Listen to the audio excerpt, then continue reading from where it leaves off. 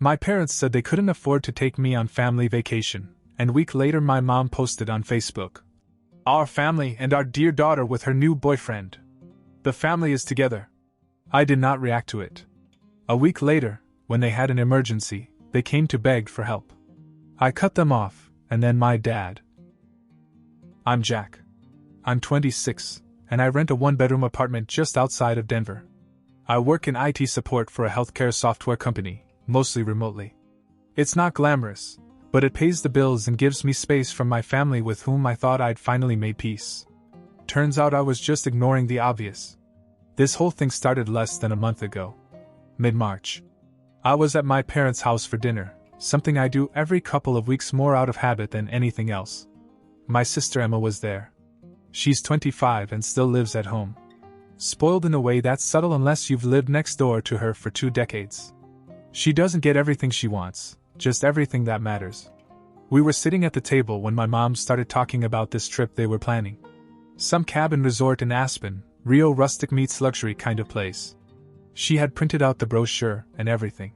They were going to hike, unplug, maybe ride horses. The works. I casually asked if I could go.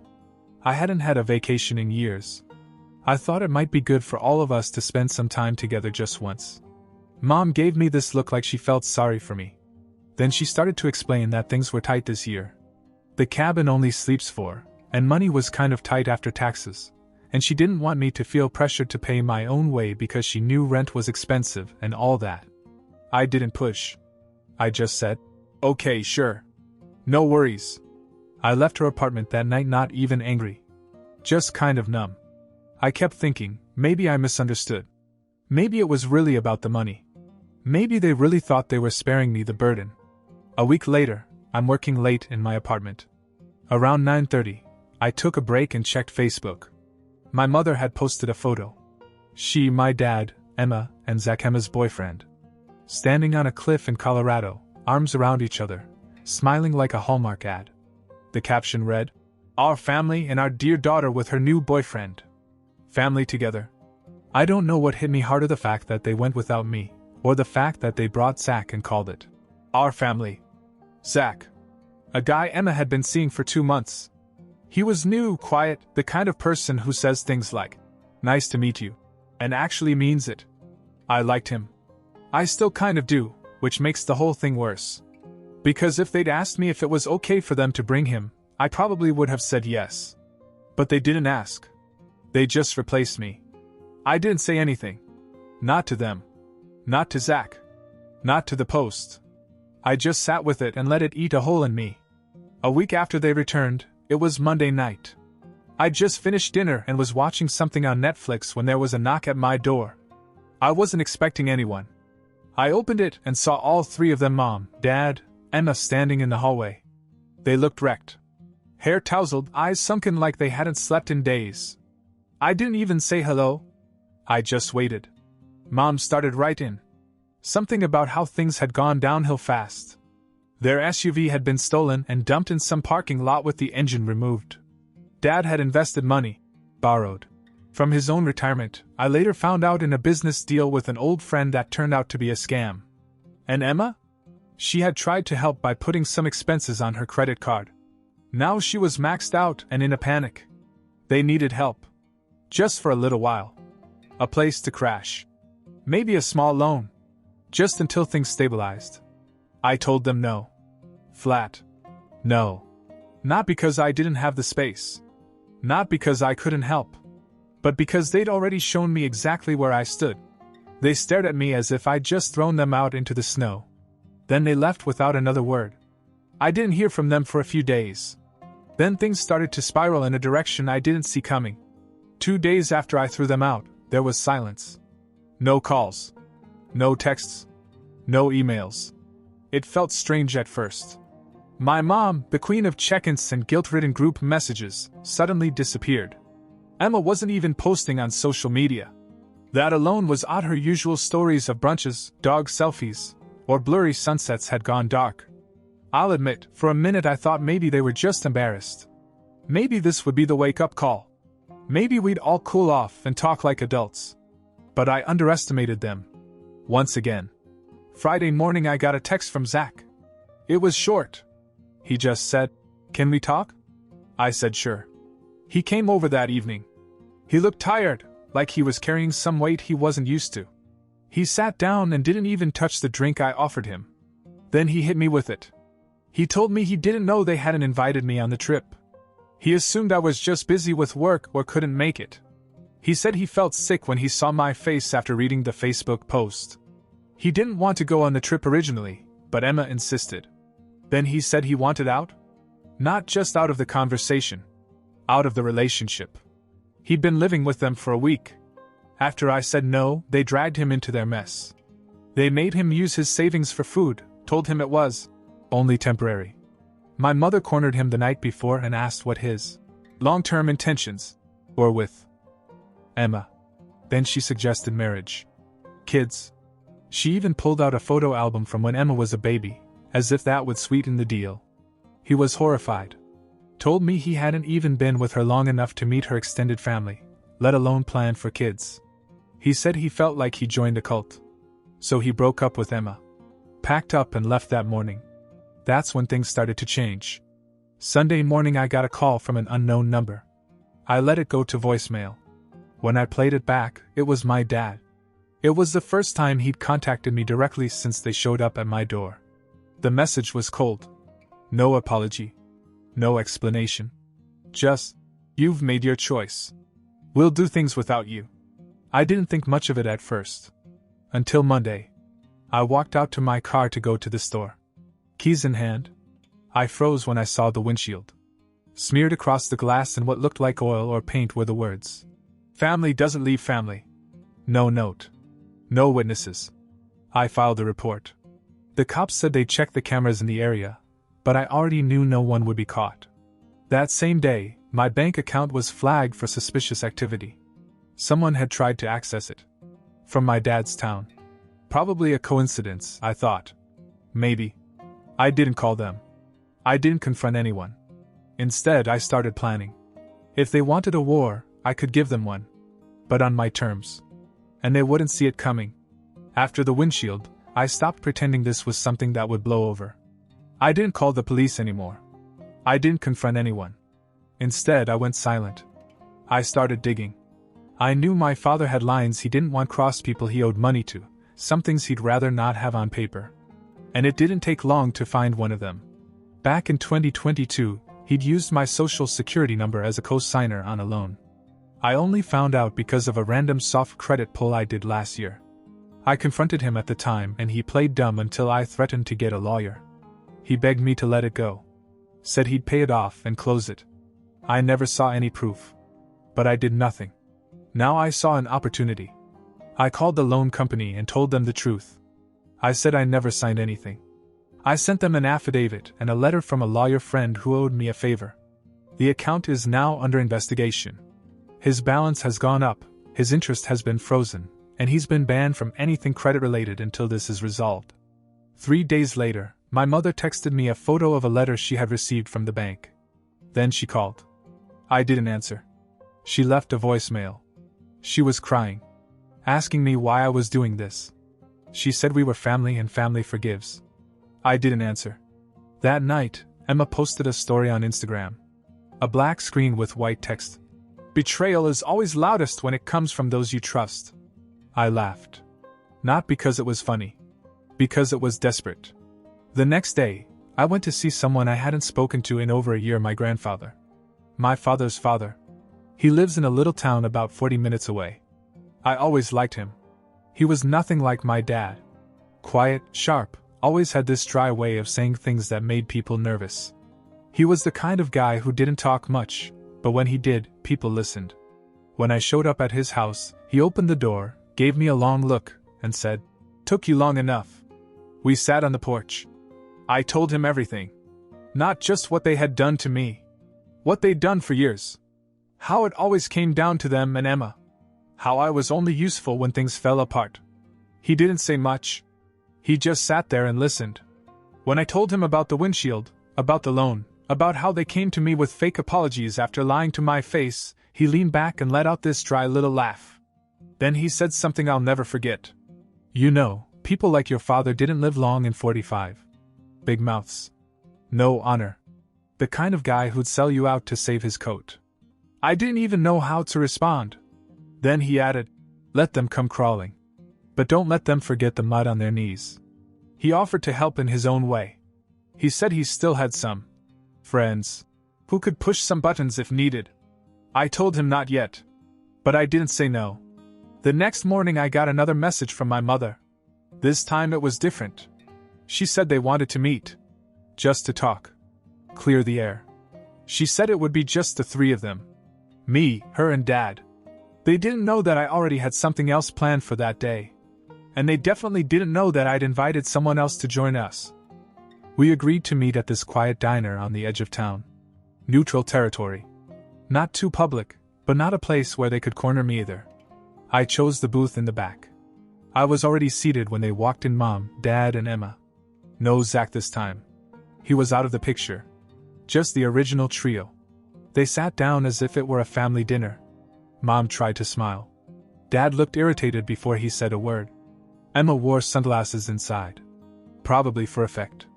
They didn't order anything. They just dove right in. Mom started talking about family, about forgiveness, about misunderstandings, and bad timing. Dad stayed quiet, which was not like him. He usually liked to play the victim. Today he looked like someone with something to lose. This was new. They offered to forget everything if I'd just stop escalating. They said things were hard enough without me. Adding fuel? I told them I wasn't adding anything. I was just tired of pretending. Then I told them something else.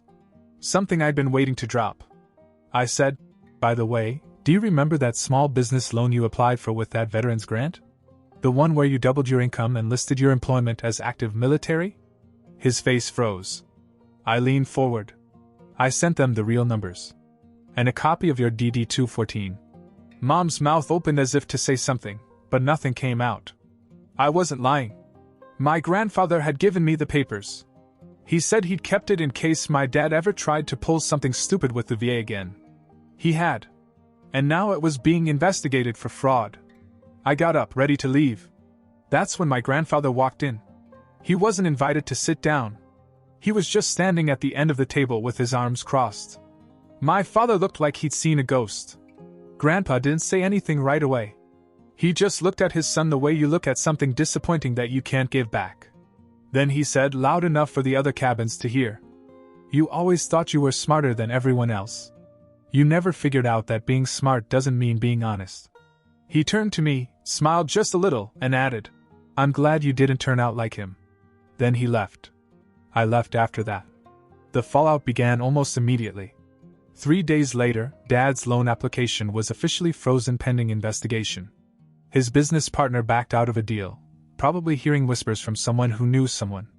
My mother posted a long, rambling Facebook status about how families should forgive each other, not destroy each other. Emma posted a photo of herself crying, followed by a quote about how people show their true colors in hard times. I didn't comment. I didn't return the 24 phone calls that followed. Instead, I took another step. There was a family trust. My grandfather had set it up long ago, something small but stable, something to pass on to his grandchildren someday. My dad had been quietly trying to convince him to move it all over to Emma. I said, I'm not interested in family wealth. I sat down with Grandpa again that week. I didn't even have to bring it up. He told me he'd already changed the paperwork. Emma was out. My dad's name was completely gone. He laughed when he told me, your dad was always good at playing the hero until someone read the script. The next message I got from my parents wasn't a voicemail. It was a legal notice. Apparently, they were considering suing me. That's when I decided it was time to stop playing defense. The legal notice wasn't serious, not really. It was a cease and desist letter written by some local lawyer they probably found online. But it said enough. That my parents were willing to cross the line. That they thought they could scare me into backing down. What they didn't realize was that I had already been preparing for this. Quietly, methodically. I had 2 goals, to burn their lies to the ground, and to make sure they never had the strength to crawl back out. The first step was public. I created a folder, screenshots, documents, data, texts. All the times they used me, lied to me, took from me. Proof of the loan in my name, the text from Emma guilting me into helping with her debt, the VA fraud paperwork Grandpa had kept, photos of the smashed windshield, and the message my dad left after I told them no. Everything. Then I published it. Not in a dramatic tell-all. Just a post titled, "This is what family looks like when you're only useful in a crisis." I posted it on a community forum that we all belonged to. Local, tight-knit, mostly suburban folks who love to gossip. The kind of place where my dad had always tried to play the respected family man. Within hours it spread. People commented. Some shared their own stories. A few recognized my dad's name and weren't surprised. By morning, 2 things had happened. First, my mom deleted her Facebook. Every post. Gone. Second, my dad lost his volunteer position with the local business council. Someone had forwarded my post. I wasn't done. I contacted the collection agency associated with Emma's credit card debt. I told them where she worked now. I also sent them a list of purchases she made on Zach's card, which he gave me after they broke up designer bags, concert tickets, a spa retreat the same week they claimed they were barely surviving. He was more than happy to cooperate. They froze her account by the end of the week. She called me 6 times in one night. I didn't pick up. But the real blow came later. My dad was trying to start a new business. Something about property management. It wasn't up yet, but I found the LLC application online. My mom was listed as the second manager. So I called a friend who works in real estate law. The company hadn't completed its zoning permits, and guess what? There were discrepancies in the paperwork. Wrong addresses. Misreported income. Enough to trigger a delay and a review. Within 3 days, the city froze the application and began a formal investigation. I didn't tell them it was me. But they knew. This time they sent me an email. No threats. No legalese. Just 2 words. Why, Jack? I didn't reply. Instead, I printed out the cease and desist letter they had sent me, took it to Grandpa, and handed it to him. He read it, then poured 2 glasses of bourbon. One for him. One for me. He raised his glass and said, "Your father was always good at writing checks with his mouth. Too bad he never learned how to cash them." Then he added, "They've done enough damage for now.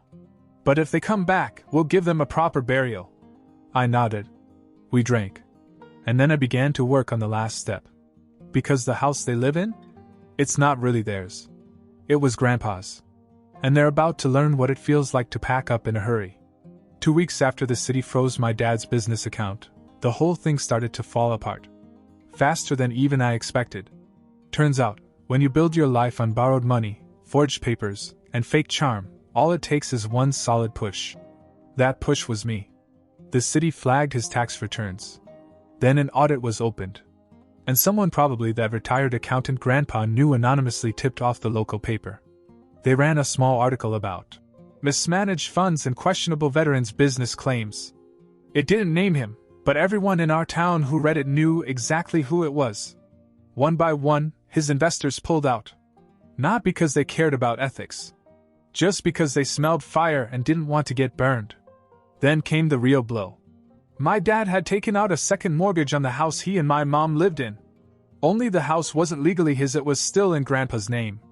Something he conveniently forgot when he tried to use forged documents to support the loan.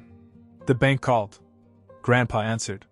And instead of covering for him, he handed over the real deed. That's when Grandpa made his final move. He changed the trust. Officially. Legally.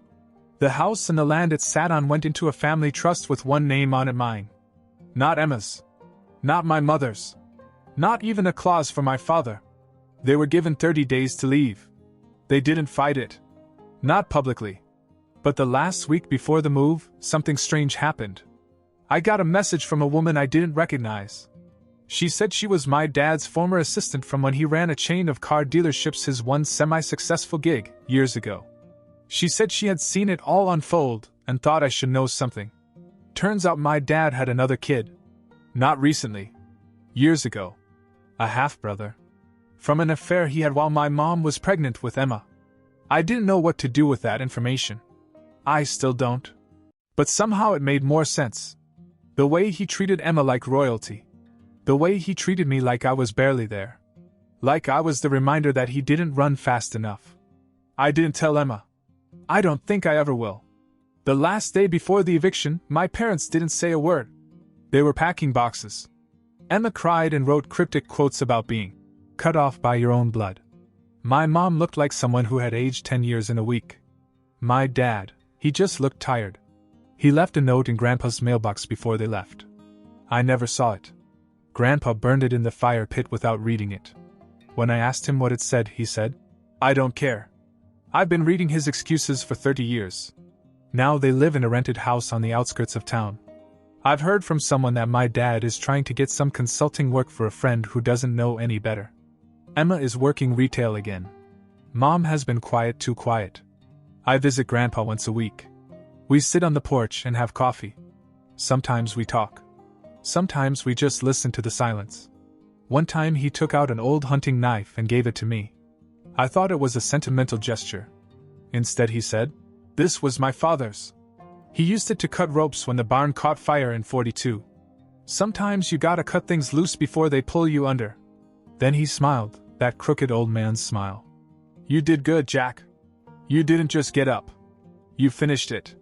And he was right. My dad still emails me. Once a month now. Always a new address. Always the same tone, remorse painted over bitterness. I never answer. I don't need revenge anymore. I have already won. Update 1. It had been a few months since the eviction. My life had actually started to feel settled. I was seeing someone new, working on a promotion, even considering getting a dog. I hadn't heard from my parents in weeks, which was unusual considering my dad's streak of monthly guilt emails. Then one came out of nowhere. But it wasn't from him. It was from a lawyer. And not one of those sketchy cease and desist types.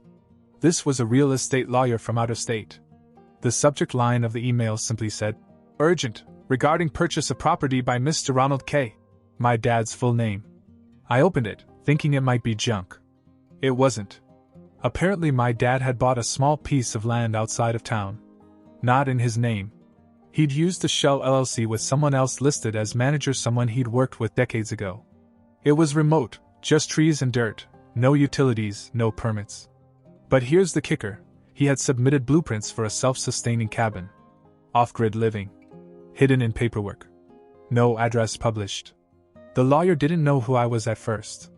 He said he'd been hired to handle the permits, and found my name by accident while cross-referencing my grandfather's deed of trust. Something about land disputes and overlapping zoning. The properties were close to each other. My dad wanted to live out there. Alone. Off the grid. Completely isolated. I didn't know what to think. It wasn't like him. He thrived on people watching. Applause. Control. But this looked like the exit plan of a man who knew he was out of cards. I didn't tell Grandpa at first. I thought it might be better if he didn't know. But then, last week, Grandpa called me over.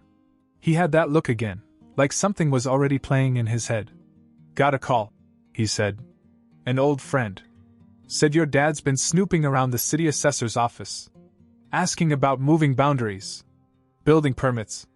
Trying to quietly redraw maps." I nodded and told him what I had found out. He didn't say anything for a while. Just nodded back. Then he said, "You know why he's doing it, right?" I shrugged. "He's not trying to disappear. He's trying to wait us out." That hadn't even occurred to me. But it made sense. My dad wasn't running. He was hiding. Laying low. Waited for people to cool off. Then came back when the smoke cleared, pretending to be humble. Grandpa pulled out a small envelope and handed it to me. Inside was a deed. Not to our property, but to the land next to the one my father had just bought. Grandpa had bought it a week before. Through someone else. He looked at me and grinned. "If he wants to disappear into the woods, he'll have to look at my house every morning." I didn't even ask how he did it. But a part of me knew this wasn't over. My dad wasn't planning on disappearing. He was planning a comeback. And this time it wouldn't be public. It would be slow, quiet, manipulative, just like him. But now we were watching. And he had no idea.